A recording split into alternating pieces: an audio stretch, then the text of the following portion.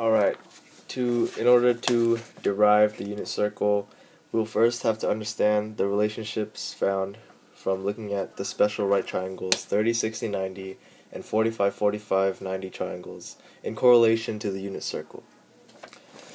First we have to understand each triangle, and to save time I've already drawn them out.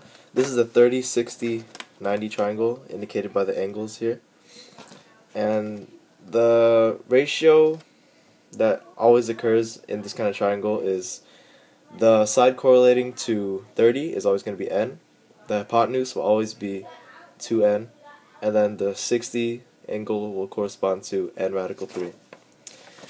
Moving over to this 30, 60, 90 triangle, it's just turned, the same ratio applies, just that the 30 is now up here and the 60 is now down there. And the 45, 45, 90 triangle, the 45 angles correspond to n, whereas the hypotenuse corresponds to radical 2n, or n radical 2, whatever. And because we know the unit circle has a radius of 1, we're just going to say that for this purpose, the hypotenuse is going to equal 1. If the hypotenuse is 1, then n over here has to be 1/2, because it's half of 2n right now, right, see? And then we take n and multiply by radical 3, we get radical 3 over 2, so that's what this side is equal to. Over here, if the hypotenuse equals 1, then n must equal radical 2 over 2. I did the math down here. Because if radical 2n equals 1, I just solve for n. And then it's 1 over radical 2, but you rationalize, so you get radical 2 over 2, which is there. And then remember from the other 30, 60, 90 triangle, the values, yeah. So then on this side, I decide to draw a unit circle, and I drew the indicated triangles. Look at the colors, they correspond to these. So the first triangle here, see the radius is 1, it's a 30, 60, 90 triangle, and then if we just put the same values in here that we did earlier, so if that's 1, this will be 1/2, and this is radical 3 over 2, and then the same values go for this one, this 30, 60 triangle, except this small length right here is going to be 1/2 now, and then this long one is going to be radical 3 over 2, this is a hypotenuse of 1, or radius of 1, r equals 1 right there, and then the 45, 45, 90 triangle here, this length right here, I don't know if you can see it, that is radical 2 over 2, and this is also radical 2 over 2, and that's 1.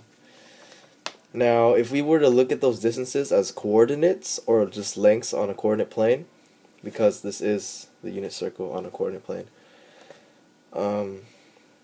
this 30, 60, 90 triangle, so if that's radical 3 over 2, that's the x, that's the run, and then, or the x value, and then y would be 1/2. So that this point right here is this, and then that. So radical 3 over 2, 1/2. That's that point. Over here, doing the same steps. This is radical 2 over 2, going up radical 2 over 2. That's the point. And here, go over 1/2, go up radical 3 over 2. We get that point. Pretty simple. And we already know that this is 1, 0, and then that's 0, 1 up there.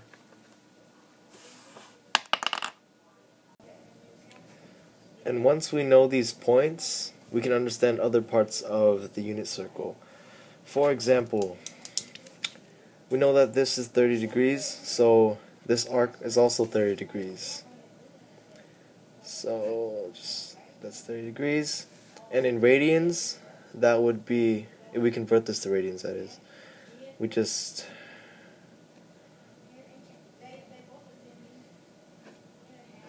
multiply by that conversion factor, and we get pi over 6.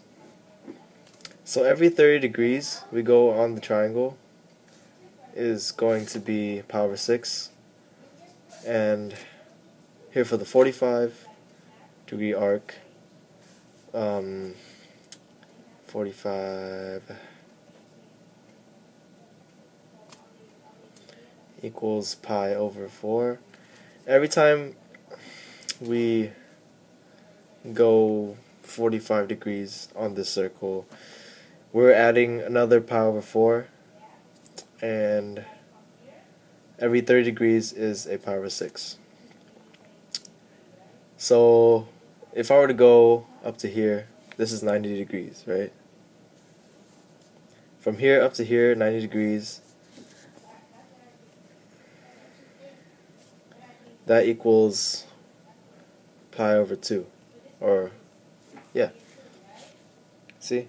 So everything just correlates to one another. And this is the x-axis, this is y, in case people needed to know that.